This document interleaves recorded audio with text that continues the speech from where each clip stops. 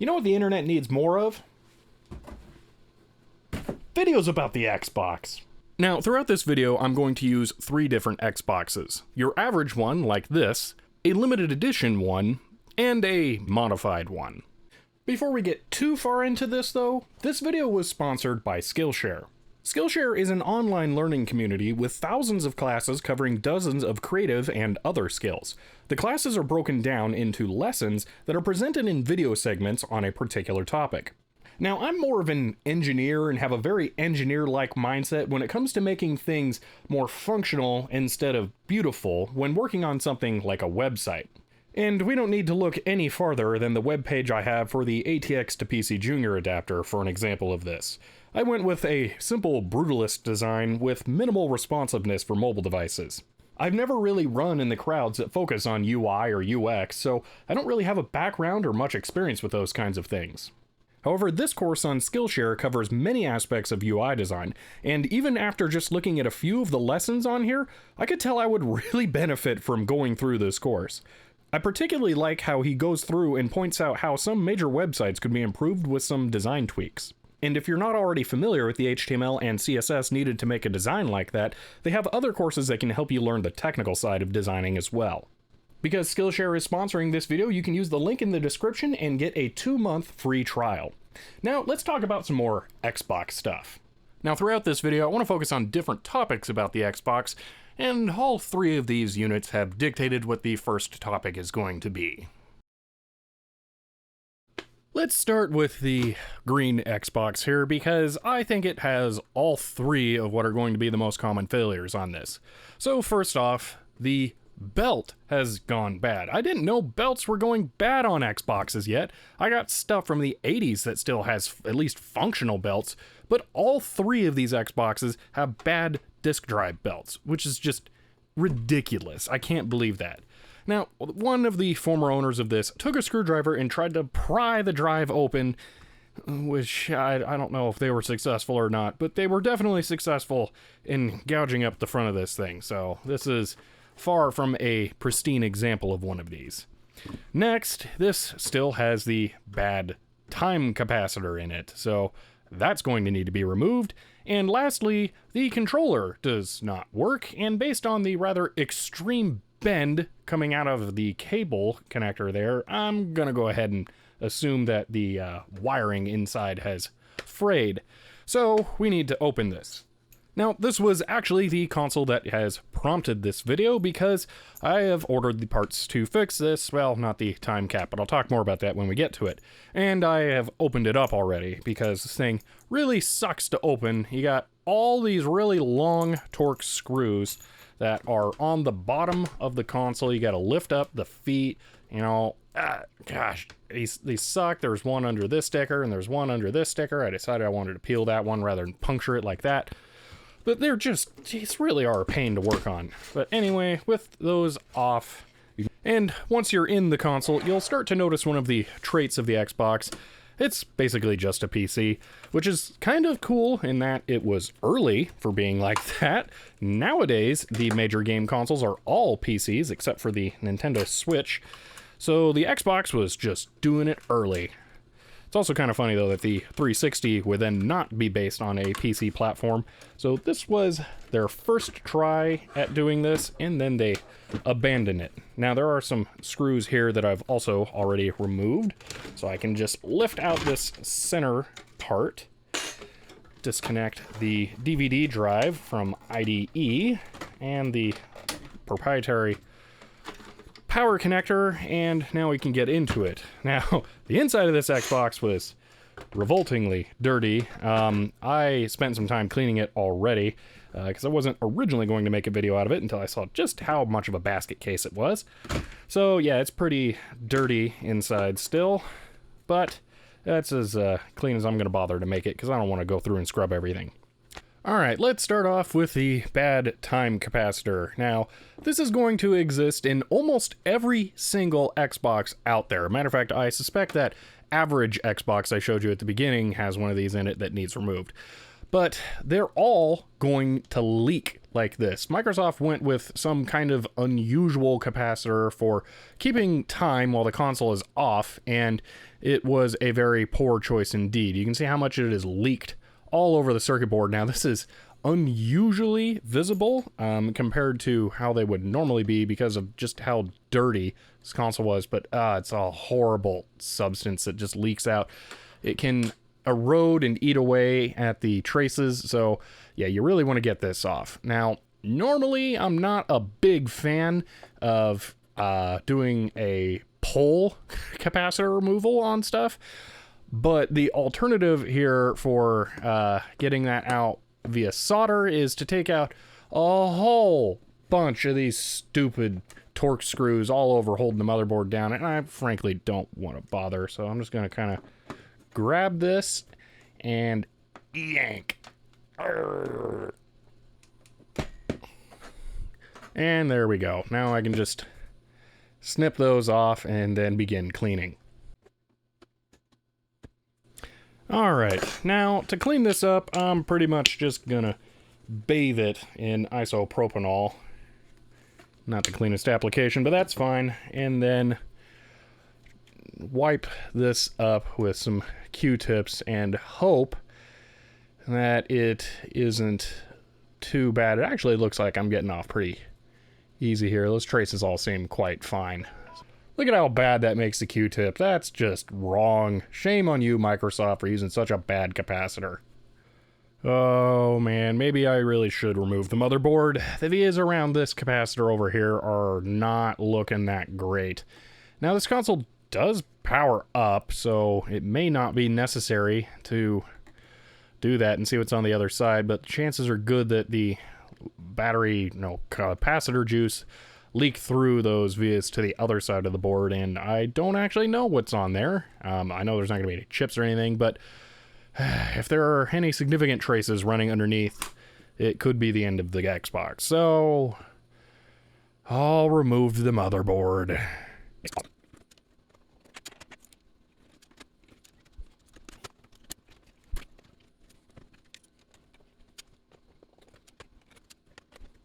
Of course, it was totally fine. Whatever. Well, at least now I can go rinse this off well, I guess. Okay, so that's that done. Motherboard's put back in. Not that exciting. I know some people will wonder, why wouldn't you replace that?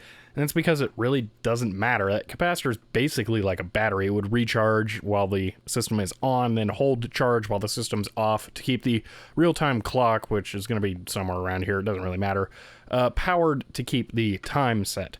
Unless you have a game that does something like, I don't know, Animal Crossing, where it makes you wait until the next day or something dumb, you're not going to need the system time on a game console, so I really don't see the point in even bothering with that. So I'm just going to leave it off, because I don't care.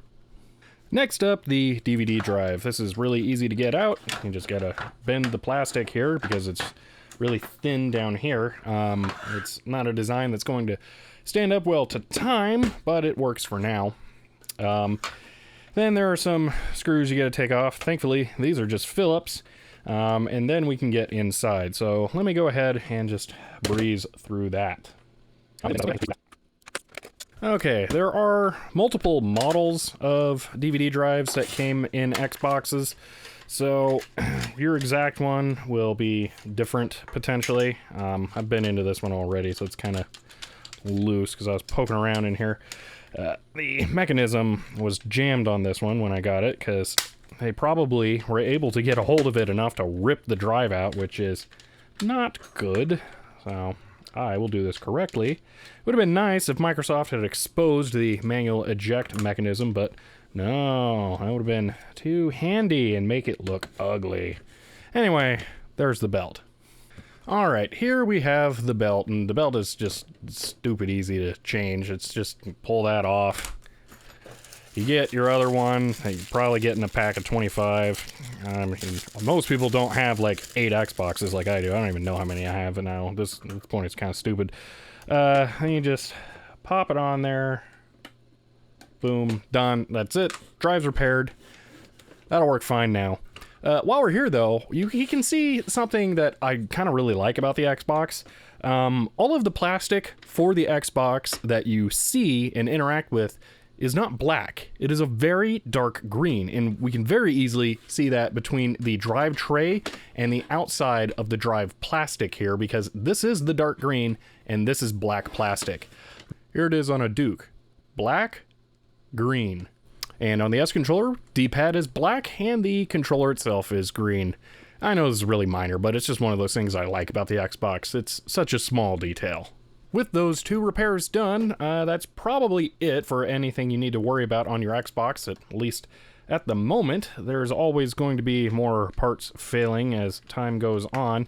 This power supply, I think, might just be ATX, so that's probably going to be super easy to work on, and there actually aren't all that many capacitors on there, so repack capping that wouldn't be that big of a deal. But with those taken care of, the whole drive assembly can be put back in now and get it all reconnected. Alright, with that done, let's just go ahead and make sure that this will work correctly.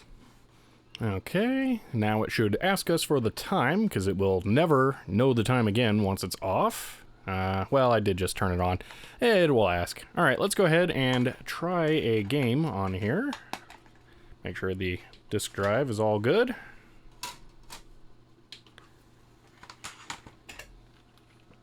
One thing you do want to note if you work on one of these, you want to make sure you get the top fully on very tight, or else it may not get a good clamp on the disk and then it won't read it correctly.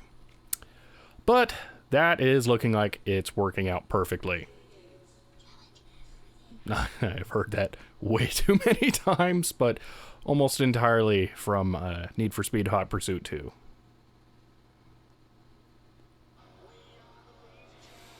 Alright, Xbox, first one fixed. Now I just need to do the belt on the other 2. I just noticed that right here is a hole for getting to the disk drive eject, so it may actually be possible to manually eject the drive. They kind of tend to get themselves locked in a position where they don't want to move, so it might not be too viable.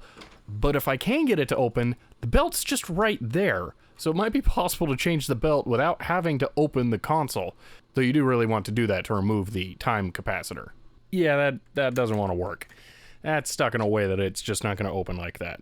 Okay, this one's got a different drive in it. It's an HL drive this time around. And the time cap... Oh, this might be a different board revision. Which one is this? I don't think it has one. Alright, it looks like based on that Xbox branded chip saying Excalibur on it, this is a 1.6 revision motherboard, which I believe doesn't have the RTC capacitor, so I don't have to deal with that. It does seem like people don't really like that one, though. I'm not quite sure why. Whatever, I don't care. As long as I don't have to replace the capacitor, I'm fine. So, let's go ahead and fix the belt issue then instead.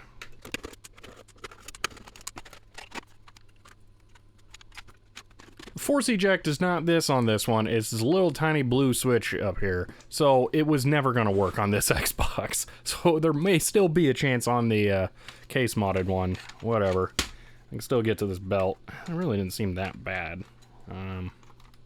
Well, whatever, just go ahead and replace it anyway, get it over with. Boom. There we are. Good as, well, better than new, because hopefully these belts won't just fall apart after a while. Well, it's not like I'm getting them from a very reputable source, so who really knows?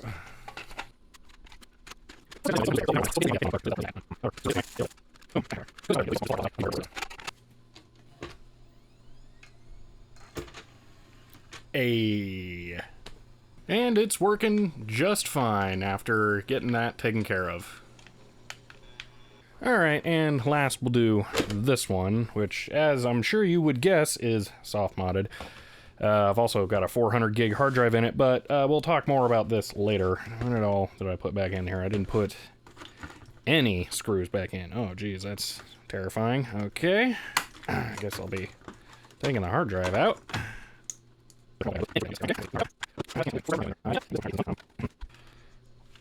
There we go. Aha, gotcha. And now I can get, so that's a super long belt. Whoa. That one's totally different. Great. Awesome. Alright, let me go see if I can find one that's this size in the variable kit. I looked at, I've got one that's pretty close here. That motor is super far in the back though. This is not going to be fun to put on. There we go. Good enough. That'll work. Not really that worried about the twists in the belt. It'll just keep it from staying in that shape. Yeah, that's it. Microsoft is so inconsistent. On this Xbox, the inner plastic is the off green black, and the tray is actually black. So weird. Alright, there we go. The disk drive is working just fine on the case-modded one now as well.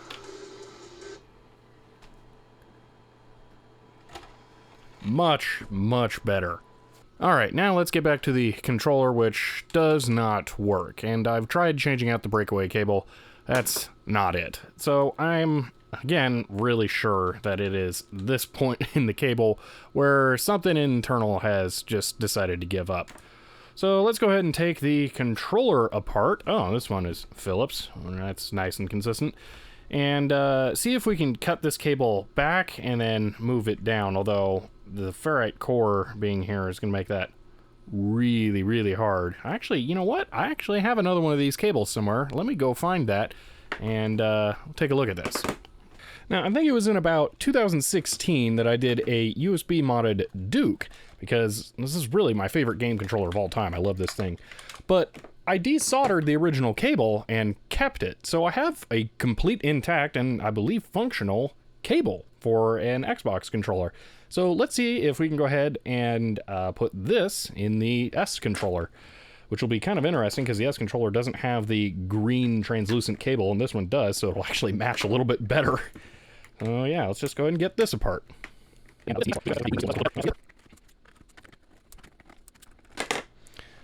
Okay, and that appears to be identical. So I can just swap it outright. And unfortunately, it doesn't plug in. I had to desolder it. So, yeah, gonna have to put a little more effort into this. Here, oh, these controllers. Oh, I think these triggers are assembled a lot better than the Duke. So that's kind of nice. Where does a small weighted motor have the really thick cables and the heavy weighted motor have the really thin ones? That's kind of dumb. Anyway, here we are. Now I just need to remove those. So go ahead and fire up the soldering iron here. Alright, this is really easy through-hole stuff here. So I'm just going to get some nice leaded solder in there so this will flow a bit easier. And then I'll just go ahead and use a desoldering pump and pull it off.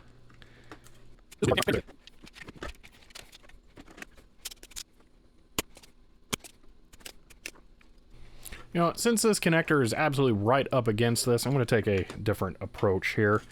And I'm going to see if I can just get all of these hot at once and then just pull it out. I don't remember how I did this with the Duke mod. Maybe I did that.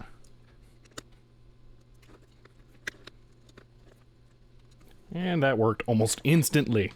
Alright, now with the hole clean, I'm going to go ahead and flux up the pins on the new cable because they still have a little bit of solder on them. And I can just touch them up here and it will even out. And with the pins all cleaned up, I can just push them in the holes and then flip it over and tack them down. There we go. Now this controller likely works. And after I fixed the slight short that I had put in the soldering, it is working just fine now. Well, alright. I think that that's kind of enough for this video. I've already recorded over an hour's worth of footage on this. That was way more than I thought I was going to spend on just the repairs. So I think I'm going to maybe make this a multi-part series here. So, yeah. I'm happy to have fully repaired the Halo Edition Xbox. I don't think I showed it failing, but it would not eject the disc at all, of course, and the controller wasn't working, and now I've got that solved, and a fancy green cable to go along with it. So I think that's a very successful repair. I could probably clean it up some more, but that's not really what I was supposed to be doing. Let's see here.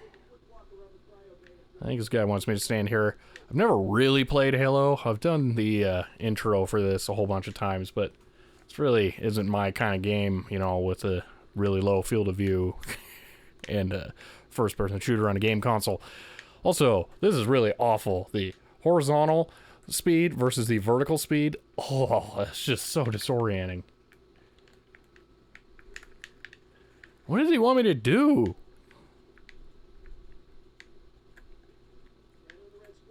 Oh, stand there. Oh, God, man. Whatever. All right. That's it for now. I hope you guys enjoyed this look.